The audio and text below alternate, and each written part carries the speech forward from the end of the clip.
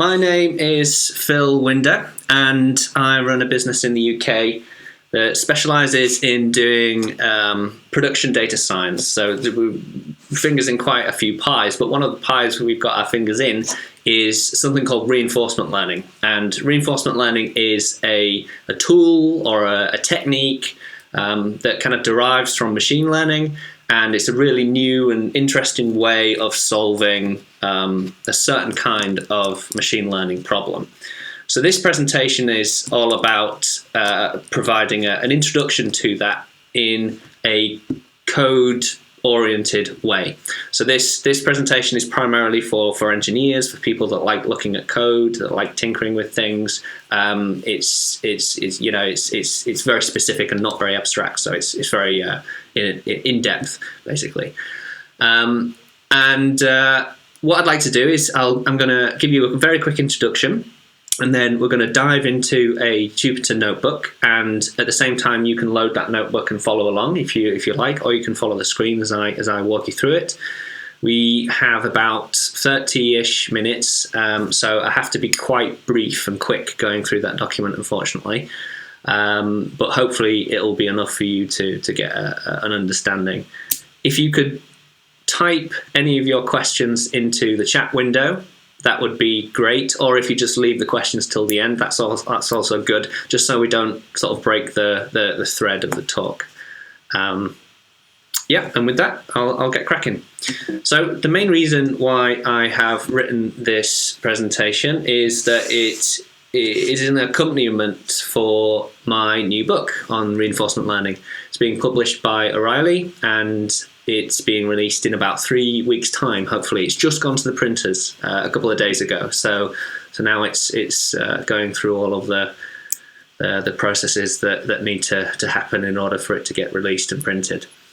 There's an accompanying website, rlbook.com, rl-book.com. And on this website, you'll find all of the extra materials that didn't make it into the book, all of the examples and things like that.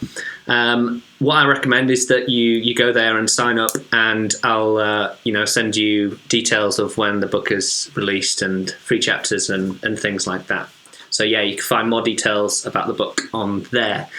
This presentation it comes from that book. It delves into a very small part of that book. There's far more details in the book, as you can imagine. But yeah, hopefully it's still going to be interesting. So let's try and explain what reinforcement learning is for those that don't know so far.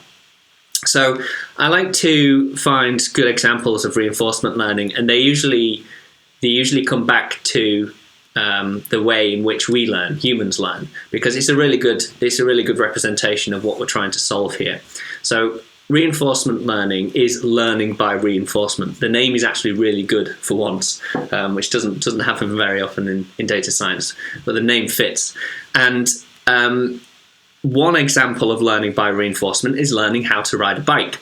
And a couple of years ago, I think at one of the Go-To conferences, I saw Destin Sandlin give a presentation about a bike that his friend had made him, which inverted the steering on a bicycle. So if you steered left, it turned right. If you steered right, it turned left. Just with a couple of gears on the post of the bike there, as you can see.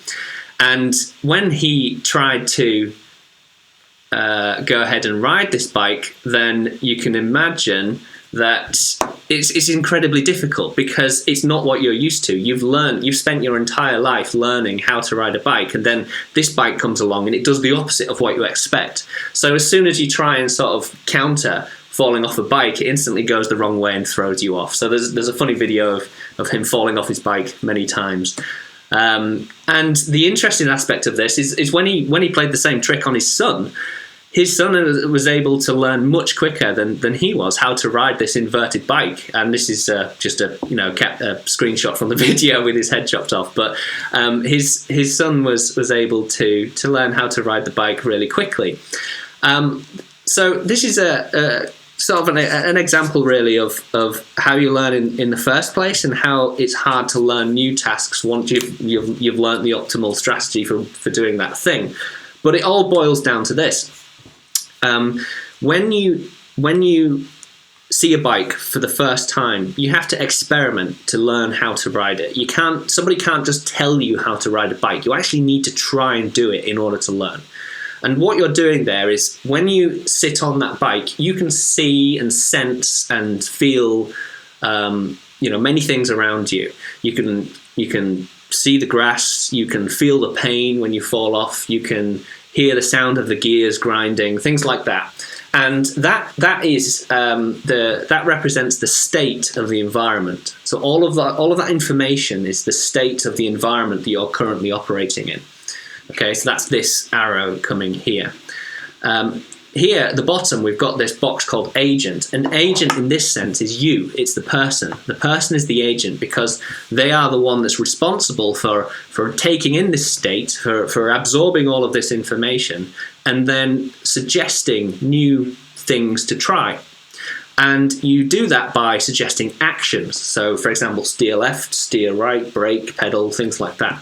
And those actions get fed back to the environment again. So when you steer left, for example, that will change the state of the environment because you might have fallen off your bike. So previously you were looking at the horizon and now you're looking at the grass. Okay, so the state of the environment has changed. And over time, when we repeat this loop again, we also obtain some kind of feedback, some kind of reward that represents how well we are doing at that task. So in terms of riding a bike, the reward could be negative. It could be that you've fallen off and you've hurt yourself, or it could be positive, and you're getting a clap from your parents. And over time, you learn to maximize this reward. You learn to avoid all of the negative things and try and obtain all of the positive things. And this loop goes round and round and round. You never stop learning. You never stop learning. And ultimately, the agent, this thing at the bottom, it is able to store or memorize some kind of strategy for dealing with that particular situation. And when we see similar situations again, we can pull out that same strategy and try it again. And in most cases, it works. If you get on a different bike, it generally works the same way. Unless you go to Amsterdam or somewhere and have like these these bikes with hub brakes in the back wheel where you have to pedal backwards in order to brake. There's no handlebar brakes, so it's like the first time you have to do an emergency stop and you do this and there's no brakes. And it's like so in general it works quite well, but when you turn the steering around, then obviously that strategy doesn't work anymore, and you've got to restart this process again. You've got to train yourself and form a new strategy.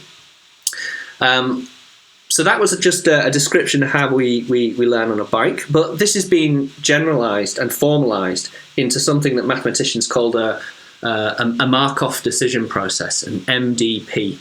And this presentation is about encoding this MDP in some Python code. And rather than learning to ride a bike, we can teach an agent to do different and interesting things. Okay. So let's move on to taking a look at the code now, because we've got about 20 minutes left, so that's great. What we've got here is a link to a GitHub repo. So if you browse to tinyurl.com/RL code notebook, that should redirect you to a GitHub repository. In the README there's two buttons, and what I'd like you to do is to click one of those. It doesn't matter which, but this will open the notebook inside a notebook hosting service. It's pure Python, there's no libraries, so it pretty much should work anywhere. And I'm going to go ahead and open up that notebook now, and so everyone can see it. Why have you reappeared? Go away. All right, I'm going to open the Colab version. Oh, what's all that? That wasn't me. There we go. And in a few seconds' time, we will see a full-on Jupyter notebook. So I've written this notebook so that you can use it and read it without watching this presentation. So there's a lot of text in there. There's a lot of explanatory notes. Of course, there isn't as much detail as there is in the book, but hopefully there's enough to get you going. I'm going to skip over all this text and get straight to the code because we haven't got too much time. So what we're going to do is we're going to code up this Markov decision process. Let me go back to that image before, and we're going to simulate our own environment. So ideally you want to do this in the real world. Ideally we want to be able to control a bike. We want to, you know, sense all of the things around that bike, but it's quite hard to do that in practice. It's quite expensive to do, and it's hard to iterate. It's quite slow work. So typically what engineers do when they're tackling these kinds of problems is they build a simulation either from past data, from log data, or from first principles. So what we're going to do is build a very simple environment which consists of a 2D square, and within that square we're splitting the environment up into cells, and we're going to have an agent inside there which is allowed to move around the 2D space. So basically it can move like a piece on a chessboard. It can move around these different cells inside that square. And in the literature, that's typically called a GridWorld environment. I start off by defining some core types. We have two core types here, one called a point, which is just an XY coordinate of that 2D space. So 0, 0 represents the bottom left-hand corner of that chessboard, if you're thinking of a chessboard. And then we have some directions in which the agent can move. They can either go north, east, south, or west, up, down, left, or right. Okay, nice and simple. Next, we're going to start encoding the environment. And we're going to do that by creating a class called simple GridWorld. We can specify the width and height of the GridWorld. And we're setting the actions that the agent can take within that space. And we're just saying that the agent can move in all directions, basically.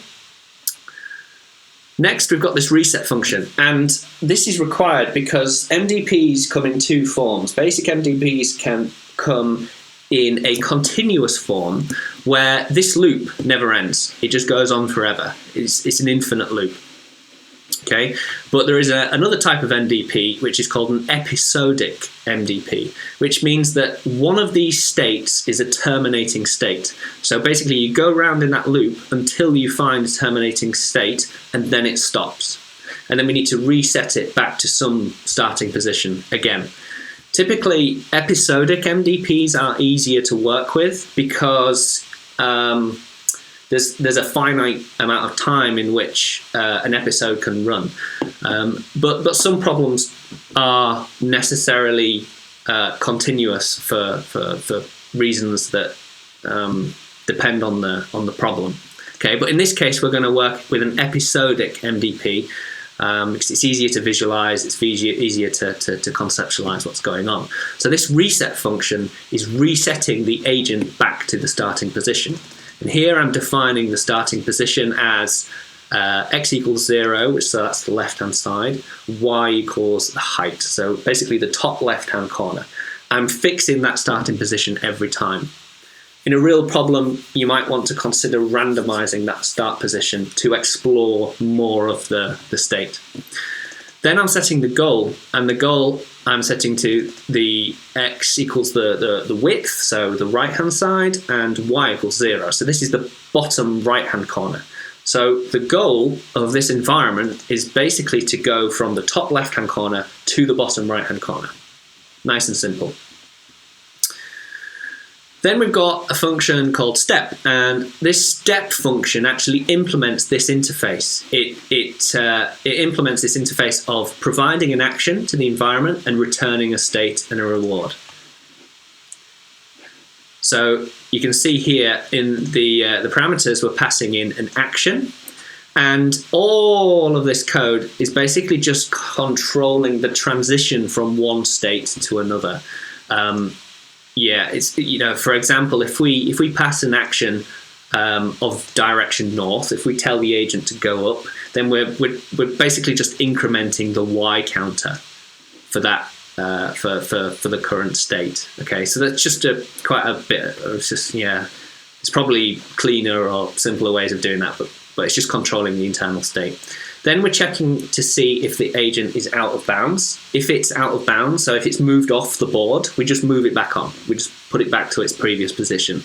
So from the outside, what it will look like is that the agent tries to, move off the board, but it can't. Then we have a flag here to check to see whether the current position is actually the goal. So to see if the agent has reached the terminating state.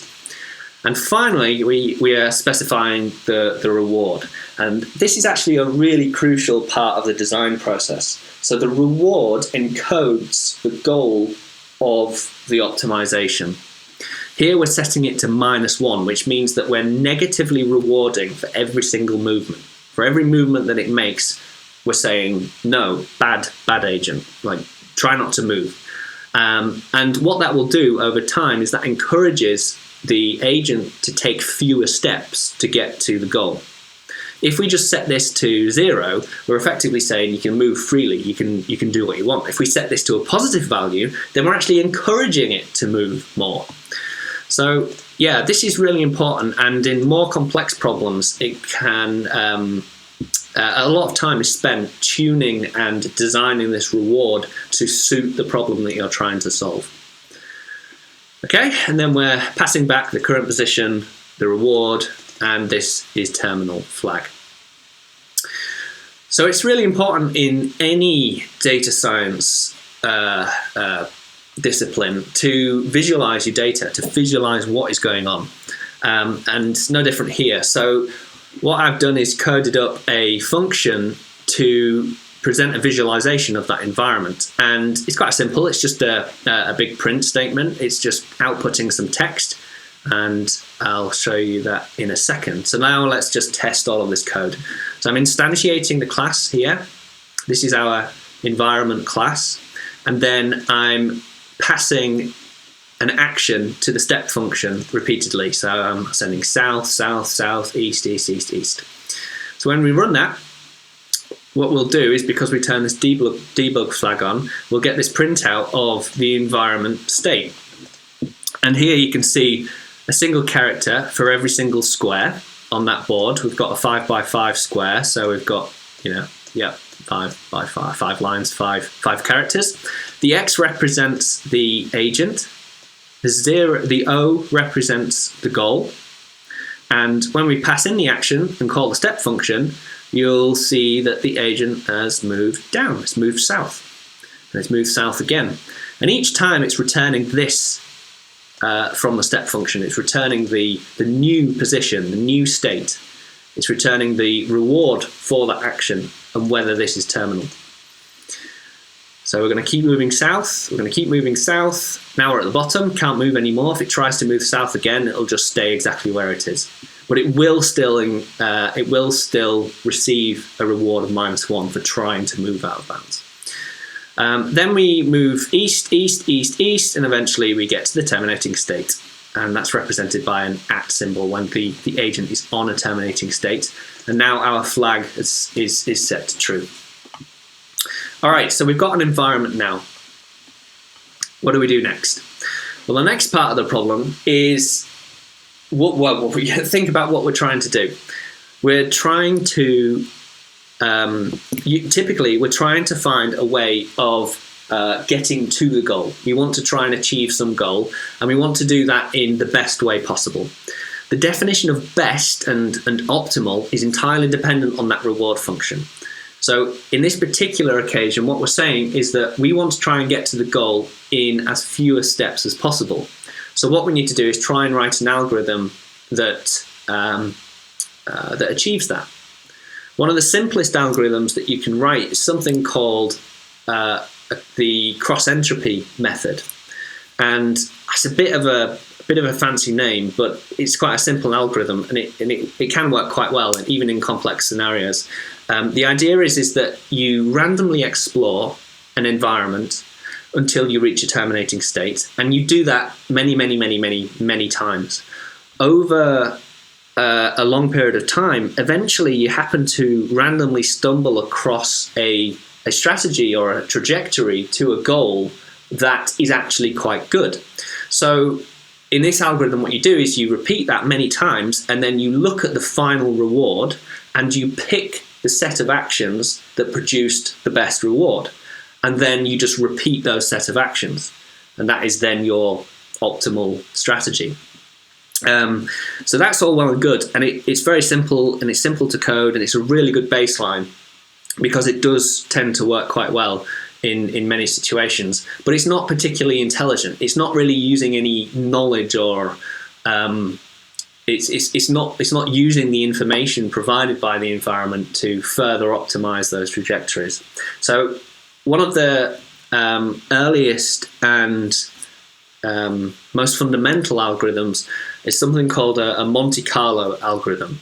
And Monte Carlo is a statistics technique which is very similar to what I just explained, where you are randomly sampling. You're randomly asking the environment to provide you with a sample. And over time, you can build a really good picture of how that environment actually how that environment works, basically. So Monte Carlo techniques are trying to sample many times and build a picture so that we can then guide the direction in the future.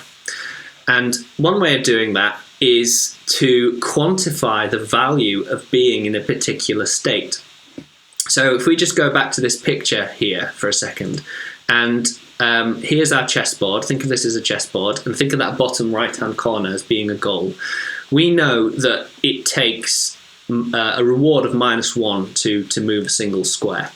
So if we are in any of these states that are in that bottom right-hand corner, then we know that we can we've only said north, south, east, or west, actually. So we have to move to the left or down in order to get there. So actually it's only 2 states. If we're in any of these 2 states that are next to the terminating state, then it only takes 1 step to get there. So that means that there is an optimal action that we can choose in order to get to the terminating state, and it will reward us with -1. And so in this state, it will be south, and in this state, it will be east. And for those 2 states, then we know that if we just pick the action with the highest reward, or the highest expected reward, then that's going to lead us to the terminating state.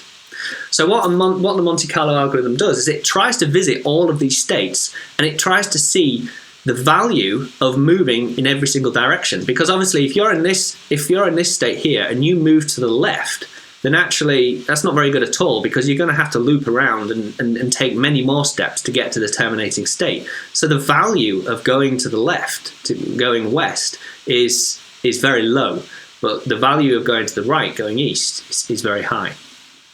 All right, hopefully that makes sense. So the first thing that we need to do is code up a piece of code that allows us to generate these trajectories. So this class and this method here is a bit of code to choose a random, you see the random library there, choose a random action whilst it's not terminal. So it's just repeatedly picking random actions, and it keeps doing so until it reaches a terminating state. And when it does that, it results in an array of action choices and also states as well. And you can see in this particular run, so this will be different because it's random every time, but in this particular run it chose to go down, then up, then left, and down, and so on. And this represents a single trajectory for a single episode. So each item in here is 1 step. This is a full trajectory, and this is a trajectory for 1 episode. And the total reward for this episode was -10, so that's actually pretty good. Because it's moving randomly, it can take a very long time sometimes to actually reach the terminating state. So that's actually a pretty good run. And then once we do that, I'm just going to skip over that section just for a second. What we then want to do is we want to try and quantify the value of each of those states. So one way of doing that is calculating the average reward observed for each action, back from the terminating state. So what we're doing here is we're taking a trajectory, so just like the array you saw earlier, we're reversing it, so we're starting from the end, we're starting from the terminal state, and then we're working backwards to see how many more steps it takes to get to the goal. And then over time, we can average out those average rewards and hopefully build a picture of, on average, how many steps does it take to get to the terminating state from this particular state. All right, and obviously to do that, we just need a couple of dictionaries to store the raw values, the raw rewards, and how many times we've actually visited that state. So we just keep track of that and then calculate the average here. Right, so when we run that, then we end up with this, quite giant 2D grid where for every single square we have an array of 4 things that represents the value of each action. So remember, let's just go back to, let's just use this square for a second. So if this is the terminating state, then the state that's just to the left of it will have 4 elements in there. It'll have 4 actions with 4 values. And the action that is saying go east should have a value of -1. Okay? And so that's what I'm printing out here. I'm printing out the raw action values for that particular state. And you can see that we've got north and then east and then south and then west. For the east, we've got a reward of -1. Perfect. So that's what you'd expect after many, many, many runs. So obviously, again, we're still dependent on random sampling here, so it may not actually visit that action, or it may not even visit this entire state for quite a while. So what we need to do is run that for many iterations. I ran it for 1,000 iterations, and it ended up with this. This is a plot of the average expected return, the average expected reward for all actions. So this is saying, so basically this is answering the question, what is the value of being in a particular state? And you can see that the values tend to be lower the closer they are to the terminating state, and they tend to be higher further away. So now what we can do is we can generate an optimal strategy by looking at all of those actions and saying which is the best action. So that's what this bit of code is doing here. It's trying to find the best action, and you end up with a plot that looks like this. Every single square now has a best action attributed to it, and all of the actions are generally pointing towards the terminating state. So they're all generally kind of guiding you, no matter where you go, in the right direction. But remember, this is still due to random sampling, and it's quite noisy, especially far away from the terminating state. And so if you look here, look at those 2 states, you've got one that says go down, but then the next one says go up. So this is just going to end up in some kind of infinite loop going up and down, up and down, up and down, up and down. But if we ran this for longer, you would hope that it would average out and the policy would get better. But there are far more sophisticated algorithms that avoid this problem entirely. But this is a simple way of kind of introducing what an optimal strategy or an optimal policy actually is. All right. So I encourage you to go through that and play with it and tinker with the code, and ideally, if you really want to get a good intuition, actually code it yourself. So start from scratch. And you can do all sorts of things. You could try increasing the size of the grid. You could add holes in the middle, see what happens if the agent falls down a big hole. Add some walls, add a cliff at one side, change the reward value, things like that. See what happens. And I'm just going to go back to the presentation now just to finish this off. And I wanted to sort of bring this back to the real world a little bit. Let's skip through all this. Yeah, I wanted to bring this back to the real world because this seems really, really simplistic, and in some ways it is.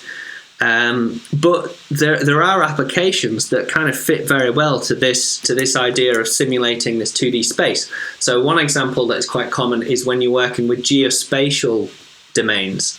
There's one paper on the website. So on the website, sorry, just to recap, there is a whole section dedicated to industrial applications of reinforcement learning. One application on there is, it talks about optimizing taxi routes according to a geospatial grid in New York. And the idea is that if you can tell the taxis to go to the right square at the right time, then people are able to get a taxi whenever they want, less traffic, less congestion, more earnings, more efficiency. This is another example which could use a discrete state, and I think this example is really cool. This is an example of a HTML styled inbox. There's lots of other HTML styled things that you could do as well, and the state is the actual HTML code. The action is a CSS selector, and the goal is represented by a text string. So the idea here is that you will say a command, say forward the email from Kyle to Anna, and the agent over time, by randomly sampling all of these actions and these states, will learn how to forward an email to Anna by using the right CSS selector. And this is just a quick GIF showing that in action. We've got the goal at the top, we've got the actions that the agent is choosing, and it's writing some text, and it's forwarding emails, and stuff like that. So it's a really good sort of tech example from the tech industry that uses a discrete state. So it's not that unrealistic what we've been doing. All right, just a reminder that this has touched the surface, and you can find a lot more in my new book on reinforcement learning. If you are attempting or wanting or thinking about using reinforcement learning in industry, in your job, for your company, then I'd really like to talk to you about that more. So please do get in touch, winderresearch.com, or just any way you can. Search for me and you should be able to find me. And with that, I've run out of time, and I'll hand it over to questions. Thank you very much.